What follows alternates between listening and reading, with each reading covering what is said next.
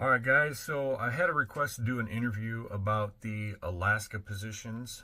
They are still open as far as I know. I've had a little bit of trouble getting information from my manager and my GTM. The GTM was out for spring break and my manager hasn't gotten back to me. So I'm not quite 100% sure that everything I'm about to tell you is 100% accurate, but I've done my best to vet all the information, and I'm pretty sure this is what you need to do. For those of you that are not already Walmart drivers, because in order to do the Alaska runs or team runs or anything like that, you must be with Walmart for at least 1 year. With that being said, anybody that's not with Walmart currently and you would like to get on with Walmart, I do have a pre-trip guide that I created back when I first went to onboarding. I update it anytime that somebody alerts me to a change. If they tell me, hey, you got to do this or you can't do this, I update whatever information I get from the people who just went through the classes. So it's as up to date as it can possibly be as far as I know, but I update it all the time. So if you want to get on at Walmart, you can email me, which I'll put my email down below, but it's DRKARAOKEDJ@gmail.com. I will send you the pre-trip guide and a bunch of other information. I've got a frequently asked questions guide. I've got the insurance packet, so you can go through and look and see the insurance that you want to pick, which real quick, I am going to let you know something that I didn't know. I thought I had figured everything out and then realized I kind of made a mistake. So up until this year, I always had either family, my kids, or my ex-wife, and soon now ex-wife, on my insurance. So we always had the same pack that we got from the very beginning. I never changed it. Well, this year, because now I'm single, don't need a lot of insurance, or so I thought, I backed it down to the Saver plan, which has the HSA account on it. And I thought, oh, that would be cool. What I didn't know was if you pick the Saver plan, which is very cheap, it cost me like $40 a paycheck. It's super cheap, but you get what you pay for. The insurance is the same. You get Blue Cross Blue Shield. You've got a $3,000 deductible, but the problem is on the Saver plan, there's no copay, so you have to hit that $3,000 before they cover anything, and the doctor on demand for the online doctor visits or online therapy is not covered. You must pay that out of pocket. Now, everything you pay does go towards your deductible, so if you do a lot of doctor stuff, you may hit that by 6 months or whatever it is, however fast you would go through that. And you can use the HSA, which is the pre-tax deduction, to pay for those things, but you have to hit that deductible before they start covering anything. And then the doctor on demand, I think, is covered at 100%. And then it's, I think, a $35 deductible for doctor's visits, things like that. So if you go to the doctor at all, if you're not super young and you're not super healthy, I might advise people to stay away from the Saver plan. Now, if you're super healthy and you never go to the doctor, Saver plan might be for you. Throw a bunch of money in the HSA, make a little interest off of it, save it. They've got a save plan in there where I think you can chuck like $1,000 into a higher interest account, things like that. So I do have a guide that explains all of that. I just wasn't real good at insurance and I missed that part. Otherwise, I think I might have stayed where I was at, because I do use the online therapy weekly. From my bariatric surgery that I had 2 years ago, I'm not required to see a therapist anymore, but I feel that it helps. I enjoy it, and I think it's good for me. So I've been paying for those out of pocket through the HSA plan. That being said, also, if you're trying to apply at Walmart and you want to use somebody as a referral, whether it's me, Don Smith, or any of these other, when I started this, there was like 3 of us making videos for Walmart. Now, somebody told me last night, oh, there's another guy named Rich. And I'm like, really? So I looked on YouTube and oh my goodness, if you guys are watching this video, I don't know how you found me, but congrats or thanks, or I'm sorry. I don't know. I don't know what I should say, but if you're watching this video, yeah, there's a ton of us now. So, but on the application, and I'm not sure why this is happening. Some people see it, some people don't. But whoever you use, you're going to need, I think, their email and their name. You might need their driver number, but basically what's going to happen is that I think it's the bottom of the first page. There's a question that says, how did you hear about Walmart? When you click that little thing, it's going to drop down a menu. And I think you can put other or current employee. I can't remember what the exact question was. That's where you're going to put somebody's information. The reason you want to put a referral is it does sometimes help. I'm not going to tell you that having a referral is a guaranteed way to get in or that it helps everybody. Some people that are applying to locations that are constantly needing drivers are probably going to be able to get in without a referral. If you're trying to get into a place like Southern California, Florida, Texas, things like that that are hard to get into, even sometimes having a referral is not enough. Because what they do with the referrals is if they've got 100 applications and 50 people have a referral and they've only got 20 spots, they're going to look at those first 50 that have a referral and pick 20 from that. So if you don't have a referral in that situation, forget it. You're never even going to get looked at. Now, they may go through those 20 and be like, oh, we need a couple more, or they don't pass or something like that. They're going to keep going through the applications that have a referral. I've seen some people wait 3 to 6 months to get into some locations. It's kind of a crapshoot right now. Walmart is not hiring as many people from the outside because the A2D program, which is associate to driver, has been extremely successful. That is overloaded with applicants as well. And they are finding that people who currently work for Walmart are, how do I want to say, they're not, it's not better. I don't want to say better, but they have the Walmart culture and they've already worked for Walmart. So they tend to do a better job than some of the drivers who come in off the street.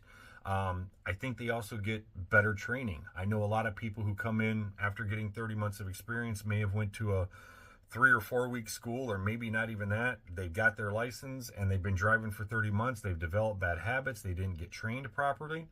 The A2D program is amazing because they send them through a 12 to 18 week course. It might even be more than that if you count all the extra time they have to ride with CDTs and mentors and stuff like that. But I know the first 12 weeks, 12 weeks of just learning how to drive and get your license. And all of that is done with a CDT or a mentor. That is the fleet development program that I wanted to get into a while back, but wasn't able to do it. Now that I'm doing the Alaska runs, which we're going to talk about in a minute, I'm not mentoring anymore, so I'm not technically qualified to get in the fleet development program. So I'll worry about that later. Anyway, so if you have a referral, that's where you're going to put it. Whoever you use, do that if you need to. Also, I would recommend reaching out to the driver that you're using as a referral. Now, I mean, they may have tips and tricks for you. I've got some tips and tricks if you're trying to get hired. I've got some things that I can help you with. I'm not allowed to say them on here because, one, I don't want to give away all my secrets. Two, I've been told by some recruiters that they don't really want me to tell you guys some of the things that I know. And so we only do those in case of emergency or stuck drivers or things like that. We try not to bombard the recruiters and other people with, hey, this guy's trying to get in stuff. So anyway, if you need help, let me know. Even if you use somebody else as a referral, I will send you my pre-trip guide. I will answer your questions. I do not do this for the referral.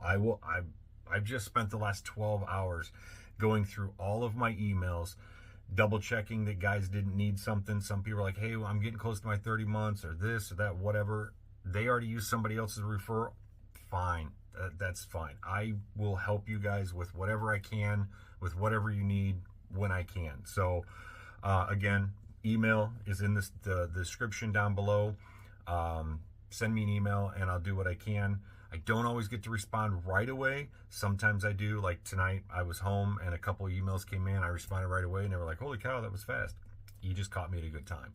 Some people have to wait 10 hours because if I'm going through Alaska or if I'm driving, I got to wait until I'm off shift, or there's a couple spots, which I'll talk about in a second, that there's no internet service. There's no cell service. There's no satellite radio. There's zero. There's barely an FM radio station.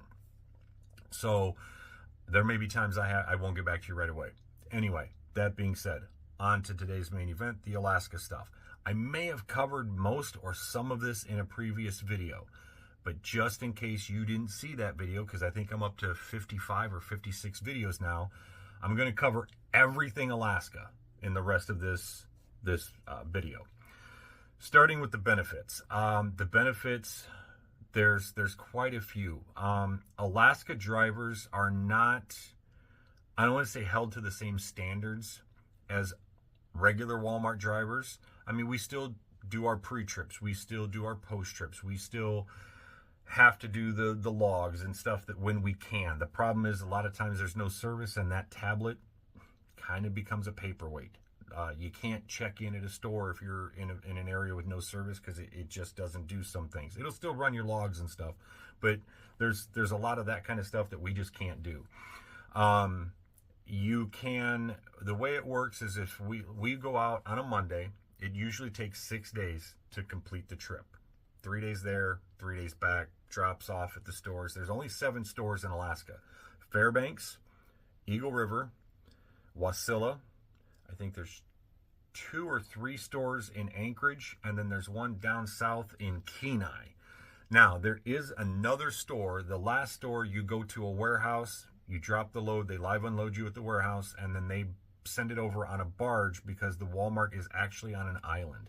I do not know the island, and I've never even been to the warehouse. There is an outside carrier called Fairchild that is running some of our runs. I don't know what I think they're getting frozen dairy and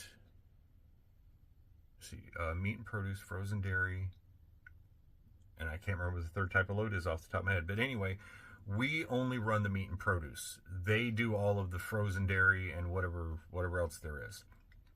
So maybe it's dry goods. I don't even know. But anyway, Fairchild takes care of all that other stuff, and I think they're the ones that are taking care of that warehouse one, because a lot of Alaska drivers don't want to sit and wait to be live unloaded, because we get paid by the day. We do not get paid by the mile, the stops, the activities. We do not get paid by any of that. We get paid, I think it's $497 now.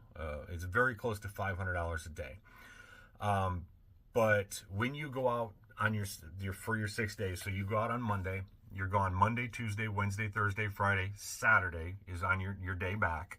Let's say you normally run a 6-2 with your partner. You're off Saturday, you're off Sunday and Monday. When you come back in on that Saturday, you will take your little marker with your names on it, you and your teammate's name, and you will move it to the day that you want to go out. Now, if you normally run a 6-2, you just move your marker 2 days. As long as there's not already a bunch of people, I think you can't have more than 3 teams on a single day, then you're good. Now, you can take up to, I believe there's no hard rule on this, but it's up to 5 days. If you and your partner want to run a 6-5, you probably could get away with it. We've taken 5 days off a few times, and they've not said anything to us at all. And I've had other drivers tell me that they take 4 to 5 days off often, and they don't say anything at all. I'm not going to say that Walmart or that Alaska drivers are treated differently, but they don't really, they don't mess with us. Most Walmart drivers every February, March have to put in for PTO. They have to fill out a sheet. They have to pick the days. They have to be approved. We don't do that. We do, but they don't really stick us to it. If we come back and say your partner has, hey, there's a wedding that popped up and he wants to go to this wedding, you and your partner work it out together. If he takes off 3 weeks from now, when you guys get back on that day, you just move your thing 6 days out, 5, 6, whatever it is. You just let management know, hey, my partner's got a wedding. He's going to be gone this week. I'm going to run local. So you have that option. Now, when you run local, you still get paid ADP, average day pay, which you Walmart drivers know this. I forget. I'm talking to Walmart drivers now because the rest of you can't apply for this. You get ADP. So it is what it is. When the ADP is $500, most days you're not going to hit that. I mean, there are some places, I think in Texas, they hit over 500 every single day. But I know when I was in Indiana, my first day was like 250, 300. Then I would have like a 500 and something day, 500 and something day, 500 and something day. And then my last day was usually like $200 to $300. So my ADP was like 450 at Gas City. The other thing about running Alaska is, and you won't get this when you're running local, is every trip that you complete, there is a form, and I just had it sitting here and I don't see it anymore. What did I do with it? Oh, maybe it's down here. Looks like this. There's a form you're going to fill out. It's like one of those yellow forms that you fill out if you have to fix your clock, or if you get a referral, or if they have to change your pay for some reason. They fill out that yellow form. You're going to fill out one of those. You're going to turn it in. Every trip you complete, you get a $300 bonus on top of your day's pay. So $300 divided by 6 is an additional $50 a day. So you actually are making $550 a day by running the teams to Alaska. Now, you're also going to be doing a lot of hours. There's some tricks to that, but for the most part, just naturally doing 6 days, running your clock the way me and my partner do it, and not everybody does it this way. Again, you and your partner kind of work this out. The way me and my partner do it is I'm the nighttime driver, he's the daytime driver. I run from 8 p.m. to 8 a.m. It doesn't matter if I get stuck doing all of the deliveries. It doesn't matter if he gets stuck doing all the deliveries. What your hours are the hours that you work. Now you figure you start your clock, you can only drive for 11 hours, you take your 30-minute break, give yourself 15 minutes for your pre-trip and your post-trip, there's your 12 hours. It works out really, really well. You've maximized most of your clock, and you're accruing PTO time like wildfire. Now, if you are sitting in the passenger seat, technically, by DOT regulations, you should be on duty. Use that information to use your clock however you want to do it. That's all I'm going to say about that. So we've talked about the benefits. Benefits as far as like benefits of being an Alaska driver. Walmart benefits, insurance, all that stuff is the same as a normal Walmart driver. The pay is $550-ish a day. Some of the other nice things about doing the Alaska runs in the spring, the summer, and the fall can be the scenery. I have a new GoPro. As you guys saw in my last video, I decided to chuck mine down the highway while I was on the motorcycle. Thanks to Dave Smith, I've got a new attachment to hold the camera in place. So I tested it out the other day, and it held on the bike fairly well. So I'm going to try to do some new videos and stuff like that, which, by the way, if you guys don't know 20 Plus Trucking or Don Smith, he is now starting a channel to help people create better videos.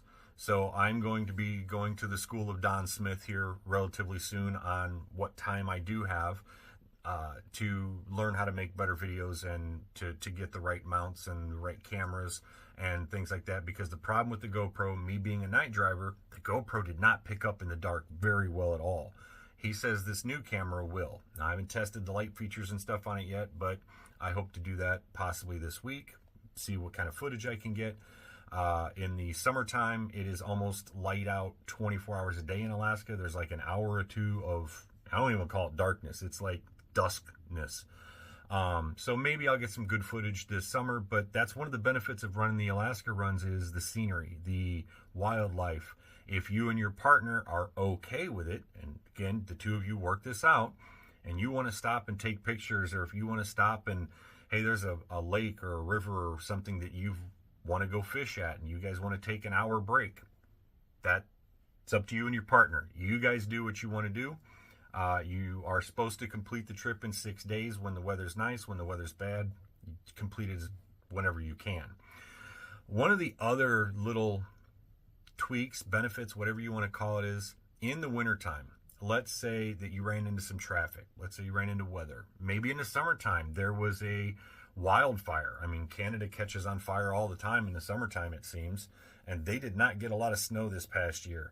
So they're not going to have a melt. They're not going to have a thaw. They're going to be very dry in Canada and Alaska this year. I project a lot of wildfires this year. So let's say you get caught by something. and you get back at, let's say you normally get back at 10 o'clock at night on your 6th day. If you happen to go past midnight, let's say you get back at 1 a.m., you came back an hour later than into your 7th day, you get paid a full day's pay for that 7th day. Now, I wouldn't get any bright ideas and try to abuse that, because if you do, one, they're going to take it away from you and your partner, or they're going to take it away from all of us. If you are the person responsible for taking that away from us, I don't think it's going to go well. Let's just say there's going to be some angry guys. So don't abuse that.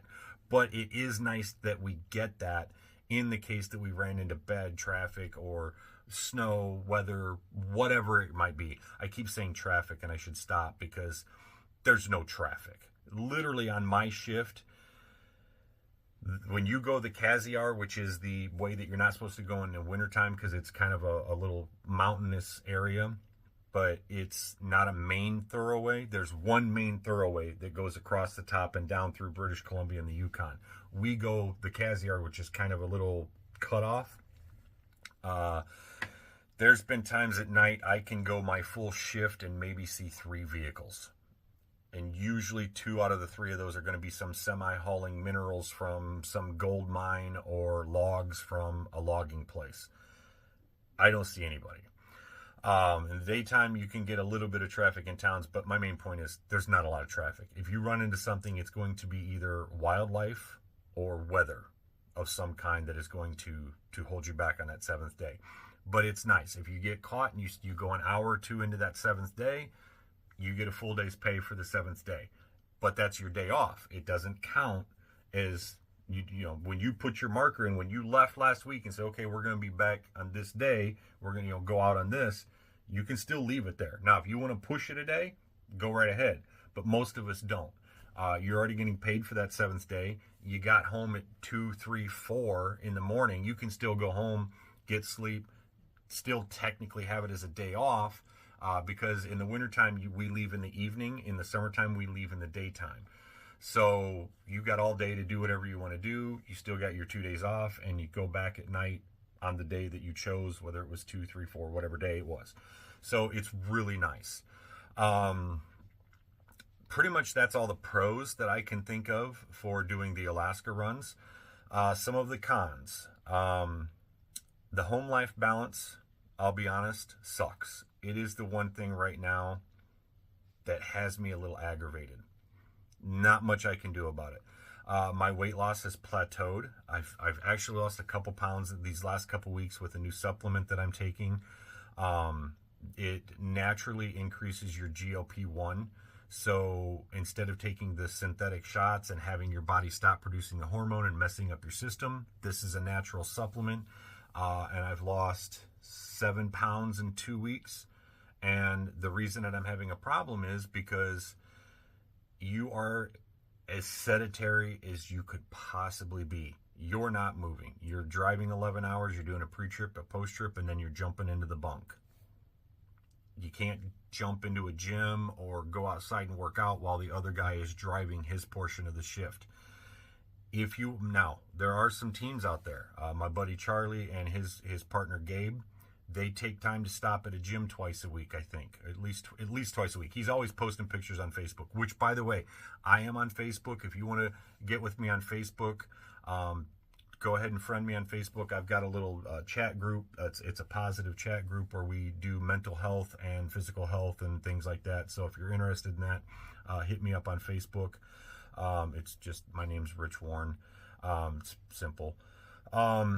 But that's one of the things that I'm having an issue with. When I was running local, I could go to the gym every single day on my 10-hour break. Now, I try to use my post-trip and pre-trip to get out and get moving and get a little exercise.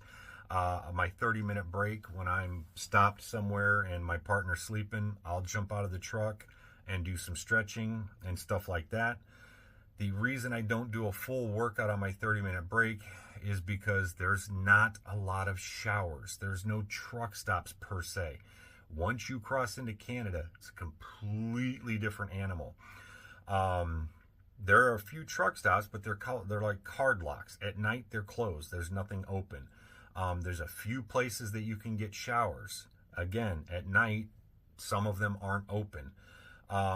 So some of us, you can get a shower 2, maybe 3 times a week if you stop in the right places, but then you got to wake up your partner, and if he's sleep, it is a pain in the butt. So I don't want to go get all super sweaty and not be able to get a shower. One of the places we used to get showers up in Sutton, Palmer area, whatever it's called, they had a truck rip off the diesel, so we can't get diesel there anymore, so the showers are no longer free, and they had a septic issue. Hopefully that will be done by next week, because it was one of our favorite places to stop. But showers are kind of limited, so you got to bring shower wipes and deodorants and things like that to kind of help keep yourself fresh, which, if you don't have a decent partner, can be an issue. Now, I've gotten lucky. I've had 2 partners since I've come here and started doing the Alaska runs, and both of them have been fantastic. But what they'll do is, when you first get to the Alaska part, which, by the way, I would recommend getting your passport before you apply. They will tell you they will pay for the passport, but they will also call you and say, hey, do you have a passport? And you say no, and they say, okay, we're going to go to the next guy in the list. They did that to me. I would have been out here way sooner, but when they called, they're like, hey, you got a passport? And I'm like, no, I thought you guys were like, well, we need somebody right away. We're going to go to the next guy in the list. So I had to wait a couple months. So I went and got my passport. I wasn't playing around no more. I pay the $80, whatever it was, and just not worry about it. So I recommend having a passport. Don't wait for Walmart to pay for it. It could cost you. So what they'll do is they'll have you run with someone that they paired you up with, if you don't already have a partner. Now, we do have a husband and wife team that they are teamed. So if you have a predetermined teammate, I think, like if your father, son, whatever, I think they will take that into consideration. But if you don't, and they have to put you with somebody, they will put the 2 of you together, and they will have you run local. The only reason they're doing that is to see how you guys got along in the 7, whatever days that you ran local. With the political climate the way it is right now, you get 2 people at the other end of the spectrum, I don't think it's going to work. I see what my Facebook and my social media looks like, and it doesn't look like anybody's going to get along anymore. One guy might like heavy metal and like to play music, and the other guy might like to sleep and is a light sleeper, and even with the radio at low, it keeps him awake. It could be simple little stuff that teammates just don't get along, and that's okay. You'll go into the office and you'll say, look, we're not a good match. Oil and water, whatever. And if it's not something that you guys can work out, they will split you up and put each of you with a different teammate. And you'll do the same thing. You'll do 6 days of local. How do you guys work out? And then they'll go from there. They've had drivers get into fights once they've been together for a while in Canada or Alaska, and then they had to separate them and fly them home. And it's expensive, and they don't want to do that anymore. So they are very, very careful about making sure that you and your partner get along and things are good. That's about the only cons for running the Walmart or the Alaska teams, is the teammate and the home time, or just lifestyle. It's completely different. It's not for everybody. Is $550 a day and all of the benefits and perks and all of that stuff worth it? Yeah, I mean, it kind of is. Those benefits are the reason that I didn't stop running Alaska runs in March when my 1-year contract was up. Now, that's the other half of this. When you get accepted to be an Alaska driver, you will have to do a 1-year contract. You cannot you can break the contract, but you're going to pay, because they are going to pay for all your moving expenses. They're going to help you sell your house. They're going to help you get a realtor. They're going to give you cash to travel. They're going to pay for hotels. They're going to pay for month's rent. They're going to pay for a lot of things that you're going to need when you get up here in Washington. They're going to pay for to move your car. They're going to pay to come. They'll have people come pack your house for you and put it in a truck, bring it out here, put it on in a warehouse and store it for 30 days until you get your place settled, and then they bring the stuff to your place and they drop the boxes off, unpack it, whatever. Walmart pays for all of that. Now, that cost can be over $10,000. If you leave Walmart, if you leave Alaska or Walmart before your 1 year is up, you are responsible for paying back all of those expenses. And I just don't think it's going to work out. So you're on a 1 year contract you pretty much can't get out of. Be prepared. So have your passport, be prepared to spend 1 year up here doing this, and then at the end of the 1 year you can decide to run local, or you can stay doing Alaska runs. Most guys stay doing the Alaska runs. I think they're looking for 2 or 3 teams right now, because there's, I think, 1 team retired and 1 or 2 teams decided they just didn't want to do it anymore. They've been doing it for a while and they just wanted to slow down. I do know that they wanted to have more teams. I don't know how many, but that is what it is. So what you need to do is you go into your workday and you look for the Grandview team is what you're going to look for. I think last video I said you're going to look for the Alaska, and I even tried to find it and I couldn't. And this is where I reached out to management and, even Courtney, who is going to be the recruiter or talent acquisition agent, whatever they call them. I can't remember if they changed their names or not. But anyway, you're going to talk to Courtney. She's going to be the one that's going to do the interviews and stuff like that. So what was I saying? So you're going to go to Grandview Teams, and that is the requisition you're going to look for. You'll apply to that rec, and then they'll get a hold of you usually within about a month. Things move a little slower for the Alaska stuff, but they want to get people in now because they want you to run all summer, spring, fall, in the good times, to get used to the roads, where the fuel stops are at, what's going on, yada, yada, yada. That way, in the wintertime, when things suck, you are well prepared. Fuel stops are tough. They're stretched out to where you pretty much, there's sometimes we're running on E. We know that next fuel stop's coming, and that's where we've got to go. Sometimes the card locks don't work, the machines don't work, and if there's nobody there, you can't get fuel, and you've got to try to make it to the next one. So we don't push it. We stop and get fuel every time we can, and in the wintertime, that can be a little hairy. So you're going to apply to the Grandview rec. Other than that, you can't use anybody as a referral or anything like that. You're just making a transfer within the Walmart company. If you guys have any questions or thoughts or whatever about any of this, if there's something maybe I forgot to cover, go ahead and shoot me an email, and we'll figure that out. Now, I do believe I did mention this in the last video, but I'm going to say it again because it is important. You are technically, on paper, out of the Grandview DC 7012, but the trucks are stored in Hermiston. The reason for that is because at one point Grandview wasn't working on trucks, they were only working on trailers. Now I think they do both, but all of the supplies and all of the things are in Hermiston. And unless they decide to move the entire operation from Hermiston to Grandview, you will pick your truck up in Hermiston, Oregon. You will bobtail with your partner to Grandview, where you'll pick up the trailer. Then you'll take the trailer to Alaska, you'll deliver the trailer back to Grandview, and then you'll bobtail back to Hermiston and pick up your vehicles. The reason I say that is because you don't want to live near Grandview. 1, you'd have to drive all the way to Hermiston. 2, Grandview is a nice little town, but there's a lot of dairy farms, and it stinks in the spring and summer. It's gross. When you get out, and it's gross. I used to live in Indiana, and I lived by farms, and they didn't stink like they stink here. There's something different, and the cows stink. So Sunnyside, Grandview, you're not going to want to go there. There is a Walmart in Sunnyside, but again, the area stinks. Nice community, nice little towns. I can't stand the smell. And again, it's an hour drive all the way to Hermiston to pick up your truck. So I recommend you try to get to the border somewhere in the Tri-Cities. They call it Tri-Cities, but the towns are Kennewick, Pasco, or Richland. Most of the Walmart drivers I know out here actually live in Richland. It's the nicer of the 3 towns.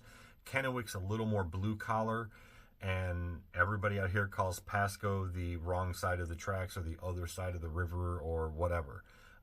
I don't see a problem with Pasco. I'm from the Northwest Indiana, Chicagoland area. What they think is crime and stuff out here, it makes me laugh. It literally does.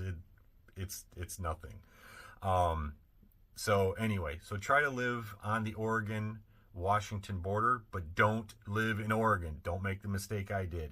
I'm on just my base pay with no referrals, bonuses, or nothing like that. Just a bottom, boring paycheck.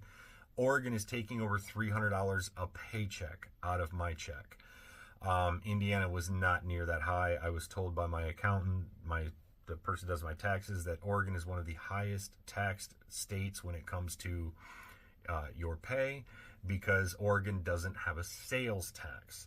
So what happens is you live in Washington, there's no income tax there, so you save that, you drive into Hermiston and do all your shopping, there's no state tax, then you just drive back home. So you can avoid paying taxes on both sides of the spectrum. If you live in Oregon, you're going to pay state tax out the wazoo out of your paycheck, but you won't pay for purchases. So those are the little tips and tricks that I recommend if you do decide to come out this way. Again, if I didn't cover anything, or if you have any questions, let me know. And I'm going to go ahead and get out of here because I realize this is almost a 40-minute video, and I don't like to make you guys sit around that long. So if you watched all the way to the end, I appreciate it. Thanks for everything. And see you in the next video.